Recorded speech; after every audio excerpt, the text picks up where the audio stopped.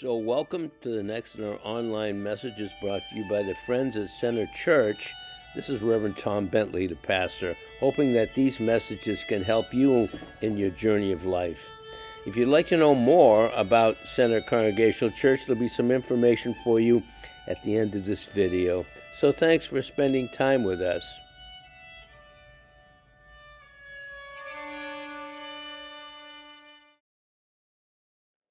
So grace and peace to you from our friend Jesus. Over the years, as pastor, I have helped a number of churches go through a development phase, strategic planning, really working as a consultant. These institutions are challenged these days. One exercise I love doing with a congregation is called asset mapping. You're all in a room together and the task is fairly simple. You begin to ask about the things you have. You begin to count and acknowledge what might be available to do all sorts of different things. Of course, there's a building with a congregation. There's pews, there's Bibles in the pews, there's windows. An asset mapping exercise invites people to go down to the minutia of what is available. And slowly the list grows till it becomes immense. And the community gathered begins to understand that there's a lot of resources at hand. And in fact, the resources began to cluster in concentrations, and the strength of the institution is identified. And of course, part of the resources of the institution are the very people that are participating with it. And so suddenly you get this burst of energy and a sense of hope because there's so many tools in the toolbox. That's really the mystery of being a human being, seeing what you don't know is there until you go looking for it.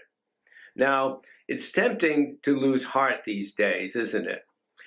Things are really not going well, and there's all sorts of frustrations and things that are going on in the world as so much of what we call society seems to be spinning out of control into dark places, and violence seems to be on the edge of the horizon.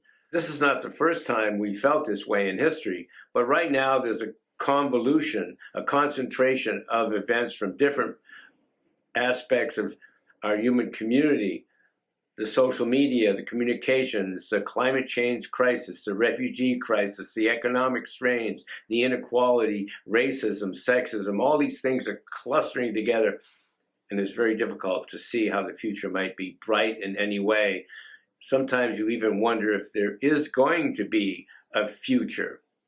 So each of us can feel very helpless in the midst of this swim of consternation and struggle and threat.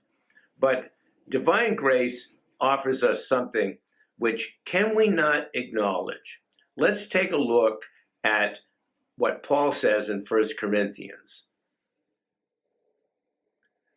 God's various gifts are handed out everywhere, but they all originate in God's Spirit. God's various ministries are carried out everywhere, but they all originate in God's Spirit. God's various expressions of power are in action everywhere, but God himself is behind it all. Each person is given something to do that shows who God is. Everyone gets in on it. Everyone benefits. All kinds of things are handed out by the Spirit and to all kinds of people. The variety is wonderful. Wise counsel, clear understanding, simple trust, healing the sick, miraculous acts, proclamation, distinguishing between spirits, tongues, interpretation of tongues. If you've ever put together a list, maybe you're writing it out for a grant application or something, you would say, including but not limited to. Paul really is implying that there's more things not mentioned in this list. And there are many things that were not put down, but we know what they are. This was Paul's attempt at asset mapping for his little churches in the beginning, where they felt they had nothing. They felt they were struggling against forces of power and violence and evil over which they had no control, and they wondered if they were going to survive. Well, they did survive because they tapped into the resources that were available. And Paul helped them see how these spiritual gifts are granted through the divine grace. And God is not absent in the struggle. God is very much there. So we're invited now, really, to look at our own life and ask ourselves, what do we have that is really a gift from God that can be applied to the needs of the day, the needs of others, the needs of those whom we love, but also the needs of those whom we might not love, we might resent, or even hate. That's the Christian mission, to become lovers of all humanity, all human beings, regardless. That's what Jesus showed us through his own modeling, mentoring, and teaching, and his words of truth. And we're invited to take those into our heart, because that is the same root from whence we receive these spiritual gifts that Paul identifies.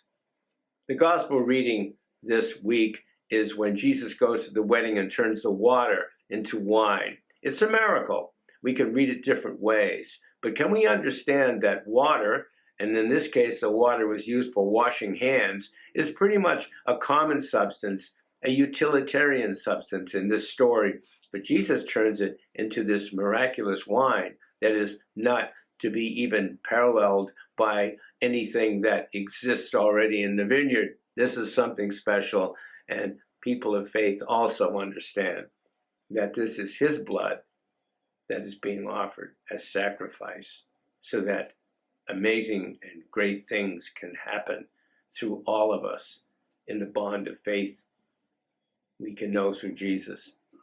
So let's not lose heart, good brothers and sisters. There's millions of people out there who are empowered by love and grace and truth and want to make a difference, who want to make it a better world, who will not let destructive, evil things be victorious, who will push back against, maybe it isn't violence, but a degradation of that which is of utmost value. Many people are going to respond. Much of the church is very silent right now as it watches a baby part of the church go crazy. I'm talking about the conservative evangelical church that is really turning into a cult that has some very difficult, non-biblical things to throw at us. When that happened at other times of turmoil and violence, Christians of a deep faith woke up and said, I have to apply my gifts to push back against this stuff. God doesn't want to see ungodly things committed under the name of God. That's what we're seeing, yes, in our own country, the United States, but across the world. It's time to right the ship, and we can do that because we have a surplus of blessings. We have all the assets needed to make an incredible and powerful difference on behalf of love and grace. All we have to do is add it up and then act through them. So in the spirit of that, I say, good brothers and sisters, again, amen.